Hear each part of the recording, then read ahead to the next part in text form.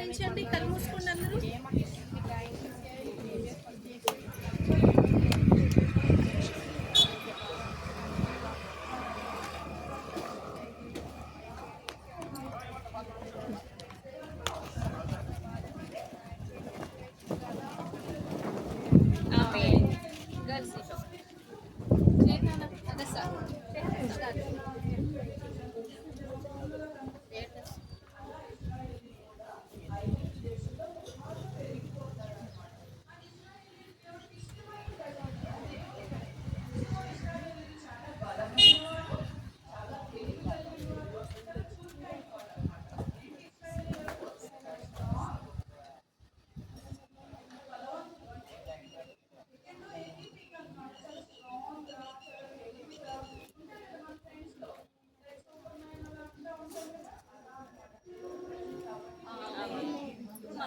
చేస్తాను ప్రేయర్. కళ్ళు మూసుకోండి. అతి మిగిలిగా ప్రేమిస్తున్న మా ప్రియ పరలోక తండ్రి, ఈ పరిశుద్ధమైన నామమునకు వందనాలు స్తుతులు స్తోత్రములు చెల్లించుకుంటున్నాను ప్రభా. ఉదయకాల సమయమున తండ్రి నాయన నీ పాదములకు వచ్చిన్నాము. చిన్న బిడ్డలందరికీ తోడుకుని తీసుకొచ్చిన నీకు వందనాలు నాయన. మరి మా ప్రభా తండ్రి పాటలు మీ అంతగా పిల్లలు నాయన ఆనందపరిచారు, నీకు వందనాలు. మరి ఈ నిమిషంలో కూడా మేము వెళ్తుండగా అతను మీరు రండి నాయన, మీరు మమ్మల్ని నడిపించి అయ్యా మేము నేర్చుకోవాల్సిన విషయాలన్నీ కూడా మాకు తెలియపరుస్తూ మీరు మమ్మల్ని బలపరుస్తున్నామని ఈ ప్రార్థన యేసుక్రీస్తు పరిశుద్ధ నామములో సమర్పించుకుంటున్నాం పరమ తండ్రి. ఆమేన్. Very good. కూర్చోండి అలా. హల్లెలూయా.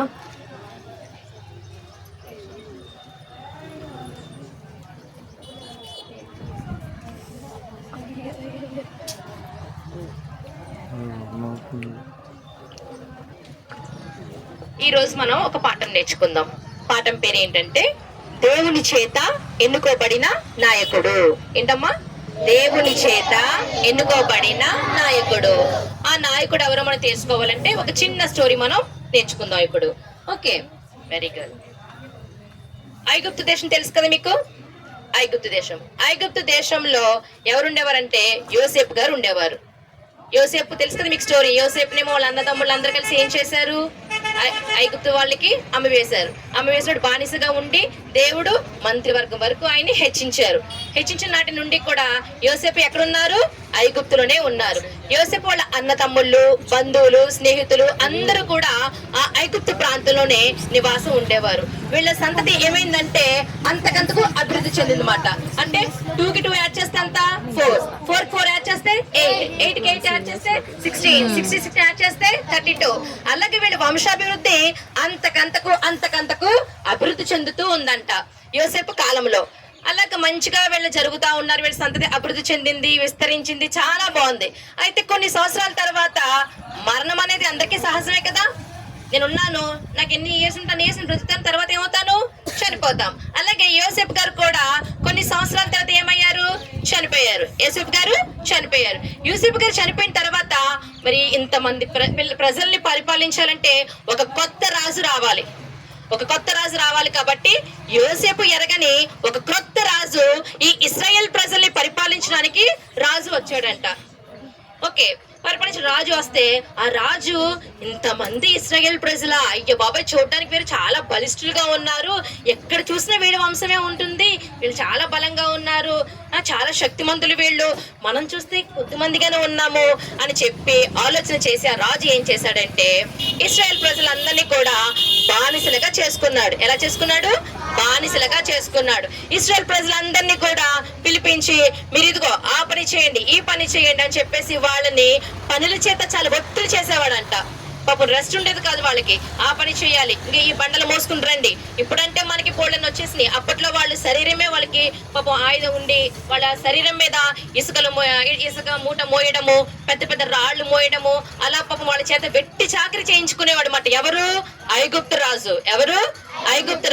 ఎవరి చేత? ఇశ్రాయేల్ ప్రజల చేత వెట్టి చాకరీ చేయించుకునేవాడు. చాలా బానిసలుగా చూసేవాడు అన్నమాట వాళ్ళు ఇశ్రాయేల్ ప్రజల్ని. వాళ్ళు ఎంతో కన్నీరు కారుస్తూ ఉండేవాడు, దేవునికి మొరపెట్టేవారు. అయితే ఒకనాడు ఏమైందంటే వీళ్ళు ఇంతగా విస్తరిస్తున్నారని చెప్పి ఐగుప్తు రాజు హృదయంలో ఒక దుర్యాలోచన చేసి ఉన్నాడు. ఏంటంటే బ్యాడ్ ఆలోచన. ఇద్దరు మంత్రసాలను పిలిపించాడు. ఇద్దరు మంత్రసాలను పిలిపించాడు. ఆ ఇద్దరు మంత్రసాల పేర్లు ఏంటంటే షిప్రా, పూయా. ఏంటి వాళ్ళ ఇద్దరు పేర్లు? షిప్రా, పూయా. ఆ ఇద్దరు మంత్రసాలని పిలిపించి ఏమన్నాడంటే, ఇదిగో ఎవరైతే గర్భవతులయ్యి వాళ్ళ పిల్లలు ప్రసవించడానికి సమయానికి ఎవరైతే ఉన్నారో, ఎవరైతే మగ పిల్లల్ని కంటారో వాళ్ళని చంపివేయండి, ఎవరైతే ఆడపిల్లలు కంటారో వాళ్ళని బ్రతకనియ్యండి అని ఆజ్ఞాపించాడు. ఎవరికి? మంత్రసానులకి. ఆ మంత్రసానులు ఏం చేశారు? సరే ప్రభు అని చెప్పేసి అన్నారు. కానీ వారికి ఒక భయం ఉంది. ఏంటంటే దేవుని భయం ఉన్నది. ఎవరి భయం ఉంది? వాళ్ళకి దేవుని భయం ఉంది. ఎవరికి దేవుని భయం ఉంది? మంత్రసానులకి. మంత్రసానులకి దేవుని భయం కలిగి ఉన్నారు కాబట్టి సరే ప్రభు అని అన్నారు. కానీ వాళ్ళు ఆ పని చెయ్యలేదు.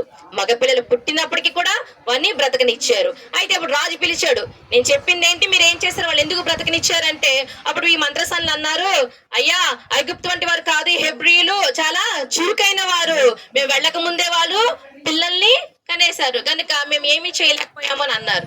అయితే సరే అని చెప్పేసి వేరే ఆలోచన చేశాడు. ఎవరు? ఐగుప్తు రాజు వేరొక ఆలోచన చేశాడు. సరే మంత్రసానులు ఏం చేయలేకపోయారు. అయితే వేరొక ఆలోచించాడు. ఎందుకు ఇంతలా ఆలోచిస్తున్నాడంటే, ఇశ్రాయేలు వంశము బహు అభివృద్ధి అయిపోతుందనే ఆలోచనతో మగపిల్లలందరినీ చంపివేయాలని యుక్తమైన ఆలోచన చేసి ఎలాగైనా మగపిల్లల్ని చంపే ఆలోచన కలిగి ఉన్నాడు. అయితే మంత్రసానుల వల్ల కాలేదు. అప్పుడు ఏం చేశాడంటే, రాజు తన రాజ్యంలో ఉంటారు కదా వాళ్ళు ఎవరు? సైనికులు పిలిపించి, ఇదిగో మీరు ప్రతి ఒక్క గుమ్మములకి వెళ్ళండి, ఎక్కడైతే మగపిల్లలు ఉంటున్నారో వాళ్ళని నైలు నదిలో పడివేయండి అని అన్నారు. ఏ నదిలో? నైలు నదిలో పడేయండి అని చెప్పేసి ఆజ్ఞాపించాడు. వెంటనే సైనికులు ఏం చేశారంటే, అందరి ఇళ్ళకి వెళ్ళి ఎక్కడెక్కడైతే మగపిల్లలు ఉంటున్నారో వాళ్ళందరినీ కూడా దయ, జాలి, కనికరం లేకుండా ఆ చిన్న పిల్లలు తీసుకెళ్లి నైల్ నదిలో పడేసేవాడు. పడేస్తే ఈ లోపల ఒక పేరెంట్స్ ఉన్నారు. వాళ్ళు ఎవరంటే అమ్రాము, యొకోబేదు. ఎవరు వాళ్ళు?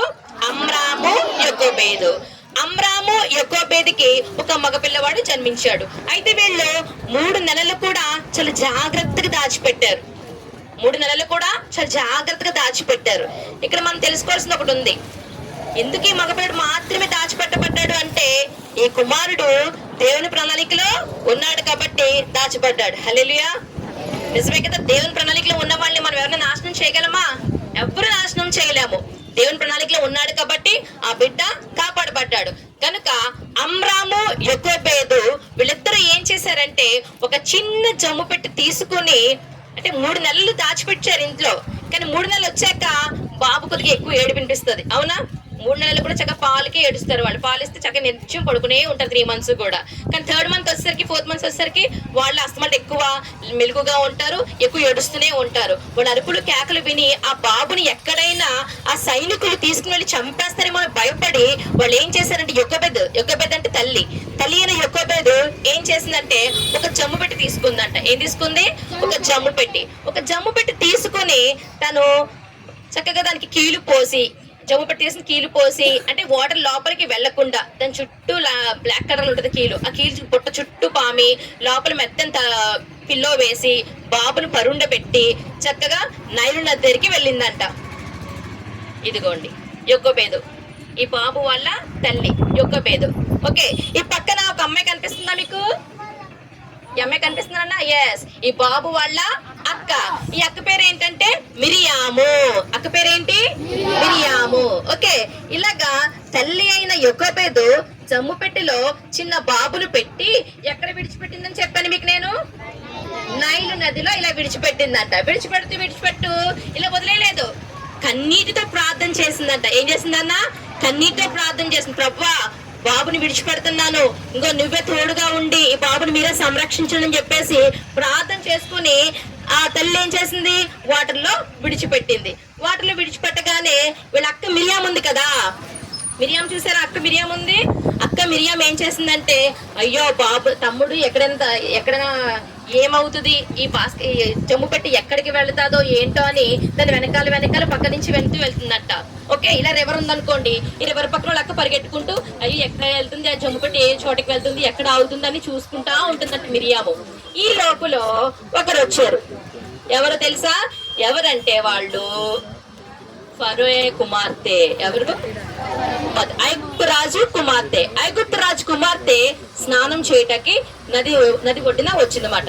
రాగానే చూసింది, ఏం చూసింది? స్నానం చేయడానికి వచ్చింది. వస్తే తన కూడా ఉన్న తన ఫ్రెండ్స్ ఉంటారు కదా, వీళ్ళని చూసి గో ఇక్కడ ఈ పొదల్లో చిక్కుపడి ఉన్నది, ఈ జమ్ము పెట్టిని తీసుకురమ్మని అడిగింది. తీసుకురమ్మని అడగగానే ఈ లోపల ఏం చేశారు వాళ్ళు వెళ్ళి ఆ జమ్ము పెట్టిని తీసుకుని వచ్చారు. తీసుకుని చూడగానే తెరిచి చూస్తే లోపల ఎవరున్నారు? చిన్న బాబుని చూసి ఈ ఫరో కుమార్తె తన మీద కనికర పడిందంట, జాలి పడిందంట. ఏం పడిందనా? జాలి పడింది. అయితే ఈ బాబు ఎవరు? హెబ్రీడ్ అయి ఉంటాడు. ఈ బాబు హెబ్రీడ్ కుమారుడు అని చెప్పేసి వీళ్ళు మాట్లాడుకుంటే ఇక్కడ ఒక చిన్న పాప చూసారా? ఈ పాప ఎవరేం చెప్పాను మీకు నేను? మిరియాము. ఈ పాప ఎవరని చెప్పాను? మిరియాము. ఈ మిరియాము ఏమని చెప్పింది?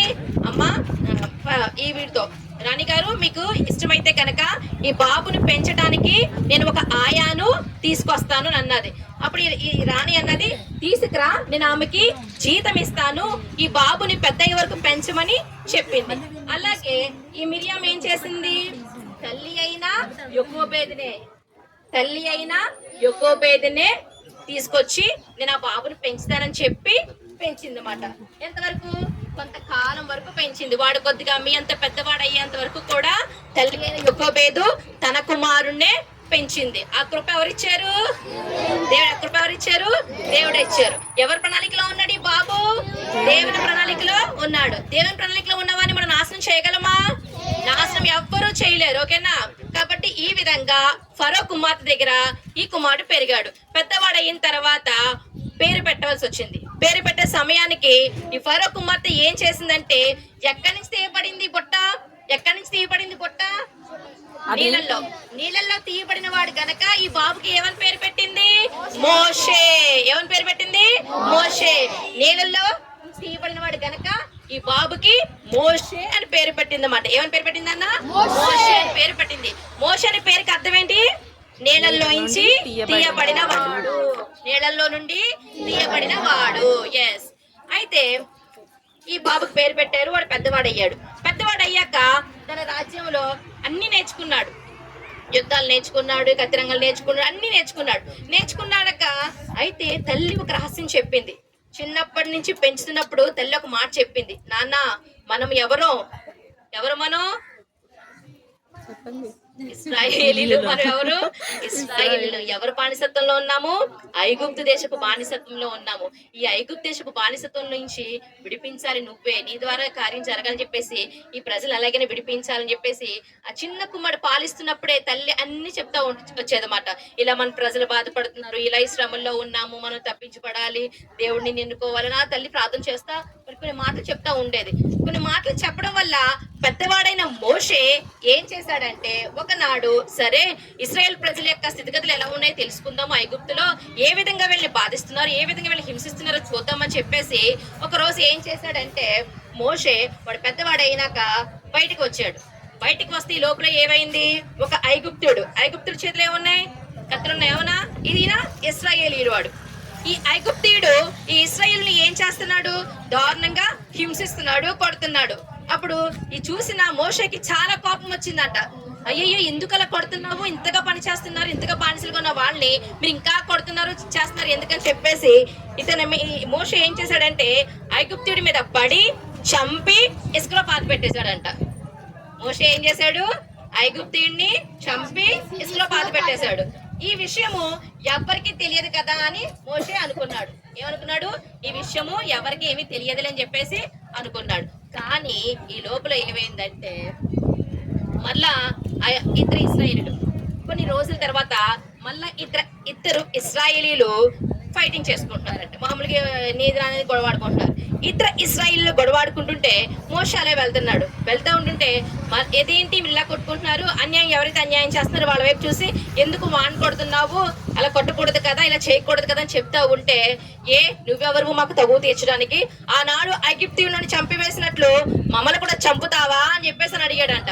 ఏమని అడిగాడు? ఆనాడు ఐగుప్తీయుడిని చంపిన విధంగా మమ్మల్ని కూడా చంపేస్తావా అని అనగానే మోషేకి భయం వచ్చిందంట. ఏమొచ్చింది? మోషేకి భయం వేసింది. అదేంటి నేను చంపి ఇసుకలో పాతిపెట్టిన సంగతి ఎవరికి తెలియదు అనుకున్నాను, తెలిసిపోయిందా జనాలకని చెప్పేసి మోషే చాలా భయపడిపోయాడు.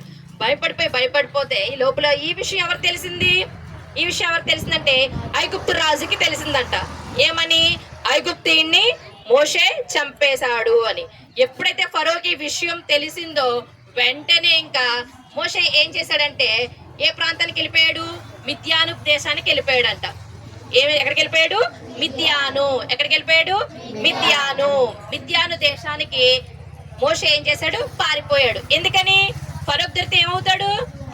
చంపేస్తాడు భయంతో ఈ మోషే గారు ఏం చేశారంటే మిద్యాను దేశానికి వెళ్ళిపోయారు. మిద్యాను దేశానికి ఇప్పుడంటే బోల్డ్ వెహికల్స్ ఉన్నాయి, అప్పుడంతా కూడా కాలినడకే. చాలా దూరం ప్రయాణం చేసి మిద్యాను దేశంలో ఒక చోట బావి ఉంటే ఆ బావి దగ్గర కూర్చున్నాడంట. బావిలో ఏముంటాయి? వాటర్ ఉంటదా? బావి దగ్గర కూర్చుండగా ఈ లోపల మిద్యాను యాజకుడైన వాళ్ళ యాజకుడికి 7 కుమార్తెలు ఉన్నారంట. ఎంతమంది?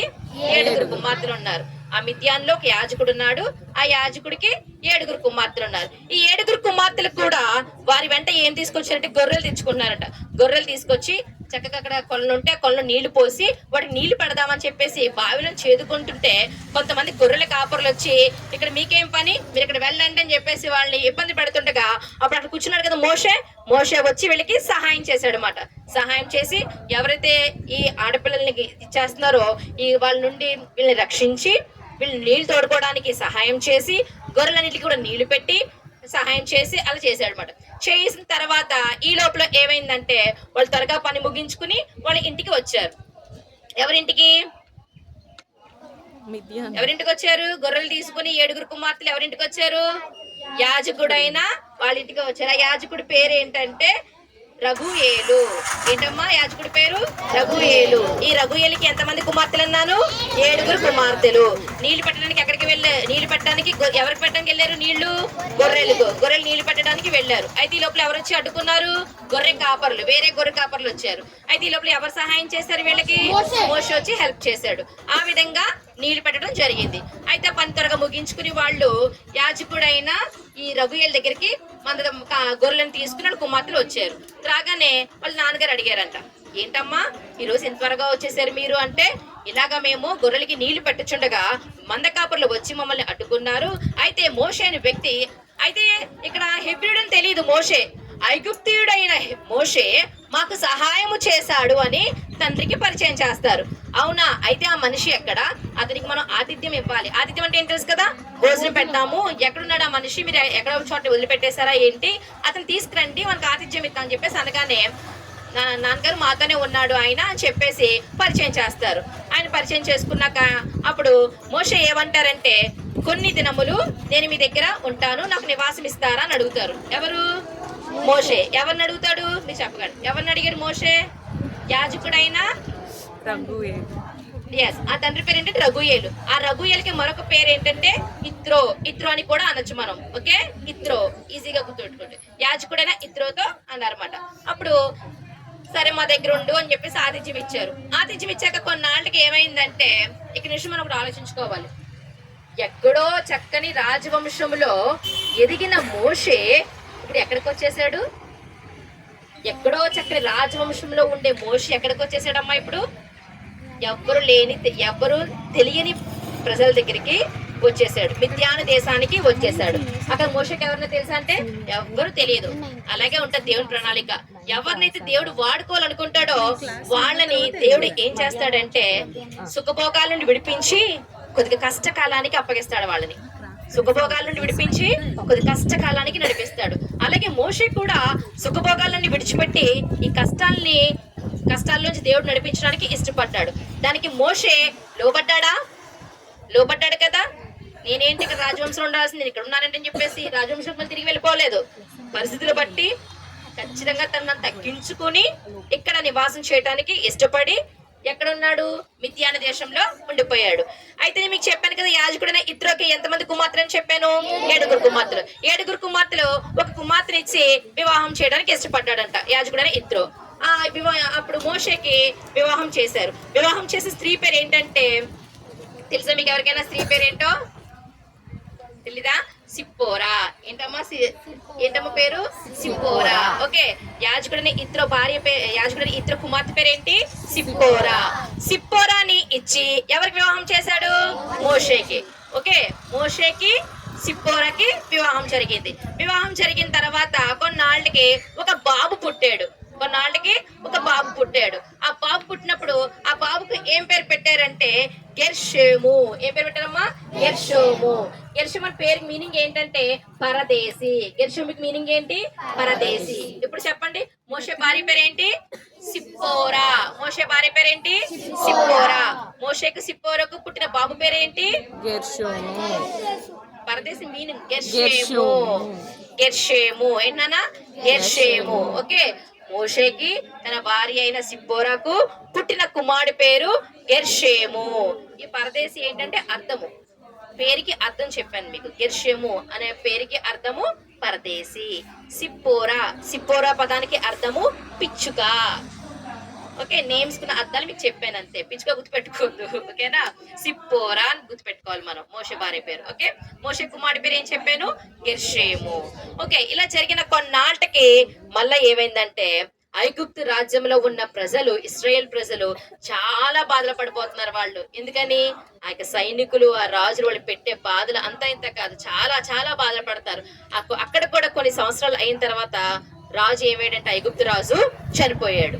ఐగుప్తు రాజు చనిపోయాక మరొక కొత్త రాజు వచ్చాడు. ఆ కొత్త రాజు రావడము మళ్ళీ యథావిధిగా వీళ్ళని శ్రమ పెడుతూనే ఉన్నారు. ఈ శ్రమ పెట్టేటప్పుడు వాళ్ళు ఏం చేశారంటే ఇంకా మా వల్ల కాదని చెప్పేసి వాళ్ళందరూ కూడా మోకాళ్ళు వేసి, ప్రభా మేము చేస్తున్న ఈ వెట్టి చాకిని ఒక్కసారి జ్ఞాపకం చేసుకో, మమ్మల్ని విడిపించండి, ఈ శ్రమలను విడిపించండి, బాధలను విడిపించండి, తప్పించండి అని చెప్పేసి ప్రజలందరూ కూడా మోకాళ్ళు వేసి దేవునికి ప్రార్థన చేయడం మొదలు పెట్టారు. ఏమని ప్రార్థన చేశారు? ఈ శ్రమల నుండి విడిపించండి, ఈ బాధ నుండి మమ్మల్ని తప్పించండి అని చెప్పి దేవునికి ప్రార్థన చేయగా మన దేవుడు ఆలకించేవాడా? ఆలకించనివాడా? ఎస్, దేవుడు మనం చేసే ప్రార్థన దేవుడు ఏం చేస్తాడు? ఆలకిస్తారు. దేవుడు ఆలకించేవాడు గనక వారు చేసే మొర ఎవరికి వెళ్ళిందంటే దేవునికి ఆ మొర వెళ్ళిందన్నమాట. దేవుడు ఆ మొర వినగానే వెంటనే అప్పుడు దేవుడు ఏం ఆలోచన చేశారంటే సరే అని చెప్పేసి ఒకనాడు ఏమైందంటే మన మోషే గారు ఉన్నారు కదా, మోషే హోరేబు పర్వతానికి గొర్రెలు కాసుకోవడానికి వచ్చారన్నమాట. మోషే హోరేబు తెలుసు కదా, హోరేబు పర్వతం మీద గొర్రెలు కాసుకొనడానికి వచ్చారు. గొర్రెలు కాస్తూ ఉన్నాడు మోషే. ఓకే, మోషే గొర్రెలు కాస్తూ ఉండగా ఈ లోపల దూరంగా అక్కడ ఒక చెట్టు ఉంది. ఓకే, దూరంగా ఒక చెట్టు ఉంది. ఆ చెట్టు ఏంటంటే కాలిపోతుంది, కానీ ఆ చెట్టు కాలట్లే, అక్కడ అగ్ని వస్తుంది కానీ చెట్టు కాలిపోవట్లేదంట. యాక్చువల్ గా మండుతుంది అనుకోండి, చెట్టు ఏమైపోతుంది? కాలిపోతుంది. ఆకులు కాలిపోతాయి, బ్రాంచెస్ కాలిపోతాయి, పువ్వులు కాలిపోతాయి, అన్ని కాలిపోతాయి. కానీ అక్కడ అలా అవ్వట్లేదంట.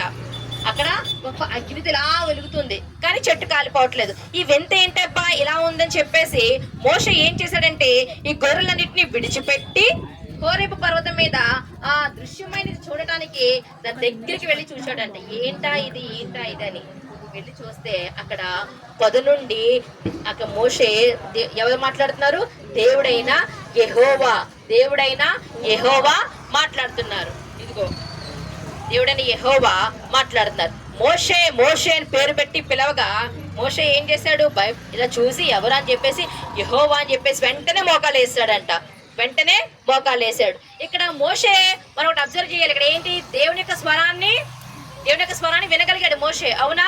అంతేగాని బాబా ఎవరో పిలుస్తారని చెప్పేసి భయపడి పారిపోలేదు మోషే, పిలుకోడు కాదు మోషే. ఇక్కడ దేవుని యొక్క స్వరాన్ని ఇలా చూడాలి, పిల్లలందరూ ఇలా చూడాలి. దేవుని యొక్క స్వరాన్ని ఏం చేశాడు? విన్నాడు మోషే. వినగానే వెంటనే వెళ్ళి మోకాళ్ళేసి చిత్తము ప్రభువా అన్నాడు. ఎవరు? మోషే. చిత్తం ప్రభువా అని మోషే అన్నారు. దేవుడని యెహోవా మోషేకు సంభాషణ జరుగుతుందన్నమాట, మాట్లాడుకుంటున్నారు అన్నమాట.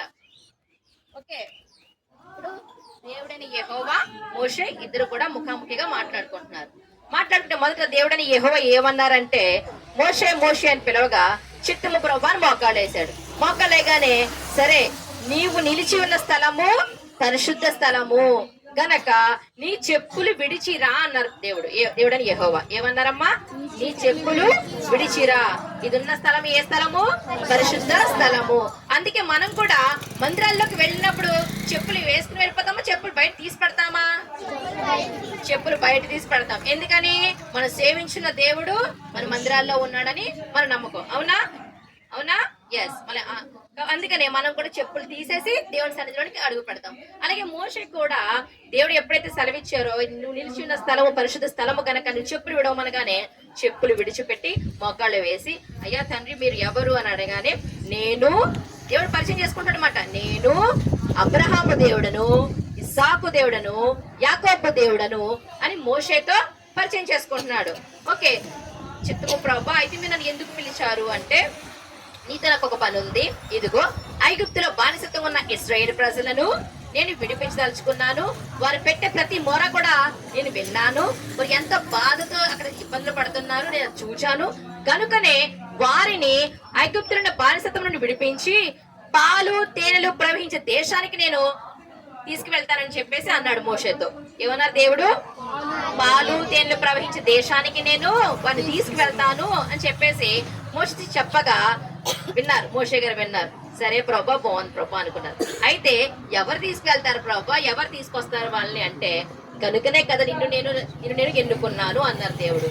ఎవరితో చెప్పారు? మోషేతో చెప్పారు మాట. ఏమని? నిన్ను ఎన్నుకున్నాను, నీవే ఆ ప్రజలను, ఐగుప్తులో బానిసలుగా ఉన్న ఇశ్రాయేల్ ప్రజలను నీవే వారిని తీసుకురావాలని చెప్పి నిన్ను నేను ఎన్నుకున్నాను అంటే, అప్పుడు వెంటనే మోషే హృదయంలో గర్వించలేదు. నా అంతటి ఎవరు లేరు, నేనే తీసుకురాగలను అని చెప్పేసి గర్వించలేదంట. మోషే వెంటనే దేవుని మాటకి విధేయత చూపి, ప్రవ్వా నేనే పాటివాడు, నేనంతటి వాడు, నేను ఫరో యొద్దకు వెళ్ళడం ఏంటి, నేను నువ్వు చెప్పిన పని నేను చేయలేనేమో ప్రవ్వా, నేను వెళ్ళలేను ప్రవ్వా అనగానే దేవుడు ఏమన్నాడంటే, మోషే నువ్వు భయపడకు, నువ్వు ఒంటరివాడు కాదు, నేను నీకు తోడై ఉన్నాను అని అన్నారంట ప్రభువారు. ఏమన్నారంటే, యెహోవా తండ్రి నేను నీకు తోడై ఉన్నాను. ఎప్పుడైతే యెహోవాని నీకు తోడైనని అన్నారో వెంటనే మోషేకి ధైర్యం వచ్చిందంట. దేవుని మాట మీద విశ్వాసం చూపించాడంట. దేవుని మాట మీద విశ్వాసం చూపించాడు. అయితే కొంచెం ధైర్యం వచ్చింది మోషేకి. దేవుడు నాకు తోడై ఉంటున్నాడు కాబట్టి నేను ఎవరి దగ్గరికి వెళ్ళగలను, రాజైన ఫరో రాజు దగ్గరికి నేను వెళ్ళగలను అని చెప్పేసి మోషేకి కొద్దిగా ధైర్యం వచ్చింది. ఓకే, ధైర్యం వచ్చింది. సరే ప్రభు నేను వెళ్తాను, కానీ నీ ప్రజలకి నేను ఏమని చెప్పాలి, నీ ప్రజలు నేను ఏమని పరిచయం చేయాలి అంటే, అప్పుడు దేవుడు అన్నాడు, నేను ఉన్నవాడను అనువాడను, నేను ఉన్నవాడను అనువాడను. దేవుడు ఏం చెప్పాడు నాన్న? నేను ఉన్నవాడను అనువాడను అని చెప్పేసి నా ప్రజలకు తెలియచేయము. నేను అబ్రహాము దేవుడును, ఇస్సాకు దేవుడును, యాకోబు దేవుడును, నా నామము తరతరములకు జ్ఞాపకార్థమైన నామము అని నా ప్రజలకు తెలియచేయము మోషే అని చెప్పేసి చెప్పగానే, సరే చిత్తం ప్రభా, అయినా కూడా వారు నా మాట వింటారా అంటే, అప్పుడు తప్పక నీ మాట వింటారు. నేను నీకు ఏదైతే చెప్పానో వారికి నువ్వు తెలియచేయము. ఎవరు తెలియచేయాలి? ఇశ్రాయేల్ ప్రజలకి చెప్పుము. నేను నీకు ఏదైతే చెప్పానో అది నువ్వు ఇశ్రాయేల్ ప్రజలకి వెళ్ళి చెప్పు అనగానే, సరే చిత్తం తండ్రి, అయితే మీరు ఇప్పుడు మొదట నేను ఎవరు చెప్పాలి అన్నారు మోషే గారు. అప్పుడు దేవుడు యెహోవా అంటారు, నువ్వు మొదటగా పెద్దల్ని పిలుచుకో, పెద్దల్ని తీసుకురా, పెద్దల్ని పిలిపించి వారితో నువ్వు మాట్లాడు. మీరు పెద్దలు కలిసి ఫరో రాజు యొద్దకు వెళ్ళండి. మేము మా దేవుడని యెహోవాకు 3 రోజులు బలి అర్పించి వచ్చేదామని ఫరోని మేము వెళ్ళుటకు ఆజ్ఞ ఇమ్మని అడగండి అని చెప్పేసి అంటారు దేవుడని యెహోవా. సరే ప్రభా, మరి ఫరో దగ్గరికి మేము అందరం వెళ్తాము, మరి ఫరో ఒప్పుకుంటాడా అని మోషే అడుగుతాడు. అయితే దేవుడు అంటారు, ఫరో హృదయము చాలా సున్నితమైందా కఠినమైందా? కఠినమైనదే కదా. ఫరో హృదయం ఎటువంటిది? చాలా కఠినమైనది కనుక ఇశ్రాయేల్ ప్రజలు అంత ఇదిగా వర్క్ చేయించుకుంటున్నాడు. కాబట్టి ఫరో హృదయం చాలా కఠినమైనది కదా అని ఆలోచన వచ్చింది ఎవరికి? మోషేకి. అప్పుడు దేవుడని యెహోవాని అడుగుతాడు, మరి ఫరో హృదయం చాలా కఠినమైనది, మమ్మల్ని పోనిస్తాడా అంటే, మిమ్మల్ని ఖచ్చితంగా పోనివ్వడు. కనుక నేను చేయవలసిన అద్భుత క్రియలు, ఆశ్చర్య క్రియలు నేను వారి ఎలా జరిగిస్తాను. అప్పుడు ఫరో రాజు మిమ్మల్ని విడిచిపెడతాడు. మీరు వచ్చి వారందరూ కూడా మీరు ఏమి ఖాళీ చేతులతోని, ఒట్టి చేతులతోని ఐగుప్తు దేశం నుండి బయటికి రారు. మీరు చక్కగా ఐగుప్తు దేశ ప్రజల యొద్ద నుండి బంగారములు, వెండి వస్త్రములు ఇవన్నీ కూడా మీరు మీ పిల్లలకు, మీ కుమార్తెలకు, వారందరికీ కూడా మీరు ధరించి ఆ రాజ్యం నుండి మీరు చక్కగా పాలుతేలు ప్రవహించే దేశానికి మీరు వెళ్తారు అని చెప్పేసి దేవుడని యెహోవా ఎవరితో చెప్పారు? మోషేతో చెప్పారు. దేవుడని యెహోవా ఎవరితో చెప్పారు? మోషేతో చెప్పారు. ఓకే, ఫస్ట్ ఇంతవరకు మనం నేర్చుకుందాం. ఈ రోజు మీకు మొట్టమొదటి లెసన్ పేరు ఏమని చెప్పాను? దేవుని చేత దేవుని చేత ఎన్నుకోబడిన నాయకుడు. ఏంటమ్మా? దేవుని చేత ఎన్నుకోబడిన నాయకుడు. ఎస్. ఐగుప్తీయుల దగ్గర ఎవరుండేవారు బానిసలుగా? ఇశ్రాయేల్ ప్రజలు బానిసలుగా ఉండేవారు. అయితే ఒక రాజు ఏమని చెప్పాడు మంత్రసానులతో? మీరు వెళ్ళి మగపిల్లల్ని కన్నారు, ఎవరైతే మగపిల్లల్ని కంటారో వాళ్ళని చంపివేయండి అని చెప్పేసి అన్నారు. మరి మంత్రసానులు అలా చేశారా? చేయలేదు. అప్పుడు వేరే సైనికులకి ఏమైనా ఆజ్ఞాపించాడు? మగపిల్లలందరూ తీసుకుని వెళ్ళి లాస్ట్ బాయ్స్ ఎక్కడ పడేయమన్నాడు? ఎవరు చెప్పకండి, ఎక్కడ పడేయమన్నాడు? నైల్ నదిలో పడేయమన్నారు. పడేయమని పడేసారా పిల్లలు తీసుకుని? పడేసారా? పడేస్తే ఈ లోపల ఇద్దరున్నారు భార్యాభర్తలు. ఏంటి పేర్లు చెప్పండి? అమ్రాము, యోకేబేదు. అమ్రాము, యోకేబేదు. వీళ్ళిద్దరు కూడా పడేసారు నీటిలోనే. బాబుని పడేయలేదు. ఎన్ని నెలలు దాచారు? 3 నెలలు దాచారు. దాచిన తర్వాత ఈ బాబు ఏడుపు ఎక్కువైపోయి ఎందులో పెట్టి విడిచిపెట్టింది తల్లి? జమ్ముపెట్టిలో. యోకేబేదైన తల్లి ఏం చేసింది? జమ్ముపెట్టి తయారు చేసి చక్కగా బాబుని అందులో పెట్టి ప్రార్థన చేసి విడిచిపెట్టింది. విడిచిపెట్టగానే ఆ జమ్ముపెట్టి ఎవరి దగ్గరికి వెళ్ళింది? ఫరో కుమార్తె దగ్గరికి వెళ్ళింది. ఫరో కుమార్తె దగ్గరికి ఆ జమ్ము పెట్టి వెళ్ళింది. వెళ్ళగానే తను ఏం చేసింది? చంపేసిందా? చంపలేదు. కనికరపడి ఆ బాలుని పెంచడం స్టార్ట్ చేసింది. ఎవరికి ఇచ్చి పెంచమన్నది? తన సొంత తల్లి అయిన యోకేబేదుకే జీరవిచ్చి మరీ పెంచమని చెప్పింది. పెంచిన తర్వాత వాడు పెద్దవాడు అయ్యాక తల్లి రాణి అయిన ఫరో ఏ పేరు పెట్టింది? మోషే. మోషే మీనింగ్ ఏంటి? నీళ్ళలో నుంచి తీయబడిన వాడు అని అర్థం. ఓకే. తర్వాత ఏమైంది? మోషే పెద్దవాడు అయ్యాక ఎక్కడికి వెళ్ళాడు? ప్రజల బాధలు చూడటానికి ఐగుప్తు దేశంలోనే బయటకు వెళ్లి చూశాడు ప్రజలకి ఎలా ఉన్నారు స్థితులన్నీ. చూడగానే ఎవరిని చంపేశాడు మోషే? ఐగుప్తుని. ఐగుప్తుని ఎందుకు చంపేశాడు? ఇశ్రాయేల్ ప్రజల్ని కొడుతున్నాడని అన్యాయంగా వెంటనే చంపేశాడు. ఈ విషయం ఎవరు తెలిసింది? ఫరోకి తెలిసింది. ఈ విషయం ఎవరు తెలిసింది? ఫరోకి తెలిసింది. ఫరోకి తెలియగానే అక్కడే ఉండిపోయాడు మోషే? లేదు. ఎక్కడికి వెళ్ళిపోయాడు? మిద్యాను దేశానికి పారిపోయాడు. మిద్యాను దేశానికి పారిపోగానే యాజకుడైన ఇత్రోకి ఎంతమంది కుమార్తెలు? కుమార్తెలు. అందులో ఒక కుమార్తెను ఇచ్చి వివాహం చేశాడు. ఆమె పేరేంటి? Last boys. ఆమె పేరేంటి?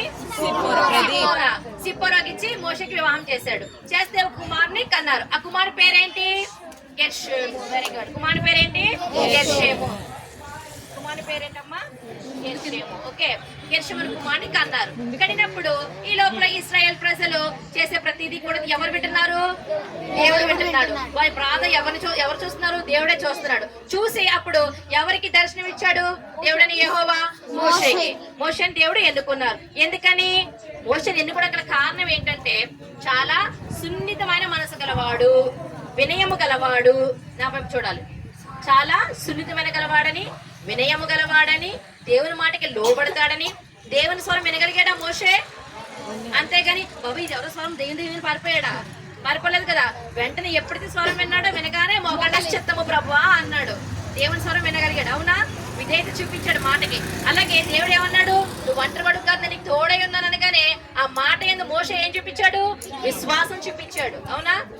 సరే దేవుడు నాకు తోడైనాడు కదా, నాకు భయం ఏంటని చెప్పేసి ఆ మాట మీద మోషే ఏం చూపించాడు? విశ్వాసం చూపించాడు. అటువంటి గుణలక్షణం ఉన్న మోషేని ఎవరు ఎన్నుకున్నారు? దేవుడు ఎన్నుకున్నాడు. దేవుడు ఎన్నుకున్నాడు. అలాగే మీరు కూడా ఇప్పుడు చెప్పే ప్రతి పాఠానికి కూడా మీరు దేవుని మాటకి విధేయత చూపిస్తూ ఏదైతే దేవుడు మీకు నేర్పిస్తున్నారో అన్ని కూడా మీరు నేర్చుకుంటే మీరు కూడా పెద్దయ్యాక గొప్పగా దేవుని చేతిలో వాడబడే నాయకురాలుగా ఉంటారు మీరు. అవునా? ఇష్టమైన మీ అందరికీ కూడా దేవుని చేతి వాడుకోబడాలని మేము కూడా అక్కలా ఉండాలి, మేము కూడా ఇలా పరిచయం చేయాలి, మేము కూడా ఈ అన్నయ్యలాగా వాక్యం చెప్పాలి అని మీకు ఎప్పుడైనా ఆశ కలుగుతుందో హృదయంలో?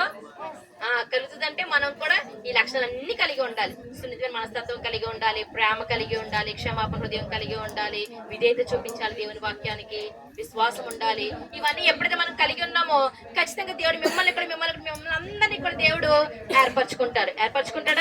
ఏర్పరచుకుంటారు. అయితే ఈ స్టోరీ ద్వారా మనం తెలుసుకోవాల్సిన ఒక వాక్య భాగం కూడా ఉన్నది. ఇర్మియా 1:6. ఎవరైనా చదువుతారా బైబిల్ తీసి? చదవండి. ఇర్మియా 1:6. మీరు బైబిల్ చదువుతారా నాన్న? చదవాలి. చదివేస్తే మనం ముగించేసుకుందాం. నాన్న ఇర్మియా 1:6.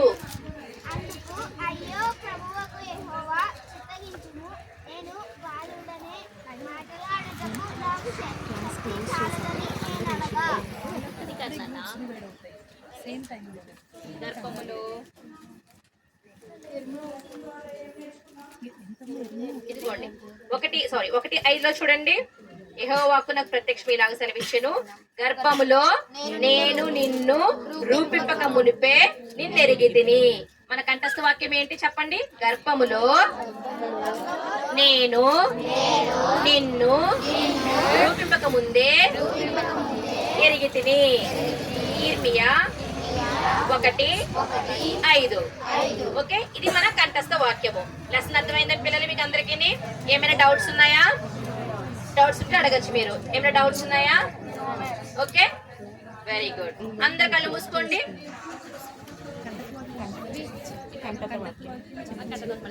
నా కంఠస్థ వాక్యం వల్ల చెప్పండి. ఇర్మియా 1:5. గర్భములో నేను మునిపే ఎరిగితిని. గర్భములో నేను నిన్ను రూపింపక ముందే ఎరిగితిని. ఇర్మియా 1:5. ఓకే, ఓకే, మళ్ళీ చెప్పండి కంఠత వాక్యము. ఇర్మియా 1. లెసన్ నేమ్ లెసన్ నేమ్ ఏంటన్నా మనం ఏం నేర్చుకున్నాం? లెసన్ థీమ్ పేరు ఏంటి మంది? వెరీ గుడ్, గట్టిగా చెప్పాలి. దేవుని చేత మళ్ళా దేవుని చేత మళ్ళా చెప్పాలి. ఆ ఎన్నుకోబడిన నాయకుడు ఎవరు? ఆ ఎన్నుకోబడిన నాయకుడు ఎవరు? ఆ ఎన్నుకోబడిన నాయకుడు ఎవరు? త్వరలో మీరు కూడా కావచ్చా? త్వరలో మీరు కూడా కావచ్చా? వెరీ గుడ్, త్వరలో మీరు కూడా కావచ్చు. దీంట్లో మనం వాక్య భాగం ఏం నేర్చుకున్నాం? ఇర్మియా 1:5లో ఏం నేర్చుకున్నాం నాన్న? గర్భములో నిన్నెరిగితిని. మళ్ళీ చెప్పండి. గర్భములో నేను నిన్ను రూపింపక మునిపే నిన్నెరిగితిని. మళ్ళా గర్భములో నేను నిన్ను రూపింపక మునిపే నిన్నెరిగితిని. ఇర్మియా 1:5. గర్భములో నేను నిన్ను రూపింపక మునిపే నిన్నెరిగితిని. Okay, very good. ఇప్పుడు అందరు కళ్ళు మూసుకుందాం, చిన్న ప్రార్థన చేసుకుందాం. అందరూ మోకరించండి, ఫాస్ట్ గా టైం అయిపోయింది. ఎవరైనా ఒకళ్ళు వచ్చి ప్రార్థన చేస్తారు కదా? ఓకే, అందరు మొక్కలు వేయండి, కళ్ళు మూసుకోండి. కళ్ళు మూయాలి అందరు కూడా. ఓకే, కళ్ళు మూసుకోవాలి అందరు కూడా. అతి మిగిలిగా ప్రేమిస్తున్న మా ప్రియ పరలోకపు తండ్రి, నీ పరిశుద్ధమైన నామమునకు వందనాలు స్తుతులు స్తోత్రములు చెల్లించుకుంటున్నాం. ఇదిగో తండ్రి నాయన, మరి మోష ద్వారా మేము తెలుసుకున్న యొక్క పాఠ్య భాగంలో నుంచి మోషకు గుణలక్షణాలు మేము తెలుసుకున్నాం ప్రభా నాయన. మరి మోష తండ్రి విధేయత చూపిన వాడని, తనకు కలిగిన మంచి మనసుని బట్టి నీకు వందనాలు. అలాగే నాయన నీ యందు విశ్వాసం ఉంచాడని, నీ మాటకు లోబడ్డాడని మేము తెలుసుకున్నాం. మేము కూడా నాయన ఈ పిల్లలందరూ కూడా తండ్రి ప్రభా ఈ మోషకు గుణలక్షణాలు ఏమైతే కలిగి ఉన్నాడో వీరు కూడా అట్రీతిగానే నీ వాక్కు ప్రకారం నడుచుకోవడానికి, నీ మాటకు విధేయత చూపడానికి, నీ స్వరము ఆలకించడానికి, వీటన్ని విషయంలో కూడా ప్రభా పిల్లలకి మీరు సహాయం చేస్తూ రమ్మని, విన్న ఈ పాఠం యొక్క మర్చిపోకుండా జ్ఞాపకం ఉంచుకోవడానికి సహాయం చేస్తూ రమ్మని ఈ ప్రార్థన యేసుక్రీస్తు పరిశుద్ధ నామములో సమర్పించుకుంటున్నాను పరమ తండ్రి, ఆమేన్. అందరూ లేచి ఇలా ఇటువైపు తిరగండి. మీరు ఉన్న పొజిషన్లోనే లేచి ఇటువైపు తిరగండి. అలా నిల్చోండి అంతే, ఓకేనా? వెయిట్ చేయండి.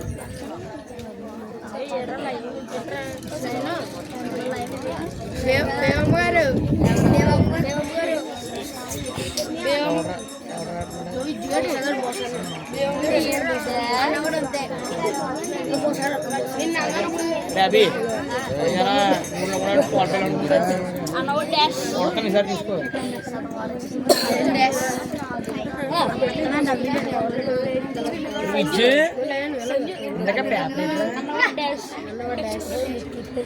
అనిపించుకున్న చూసా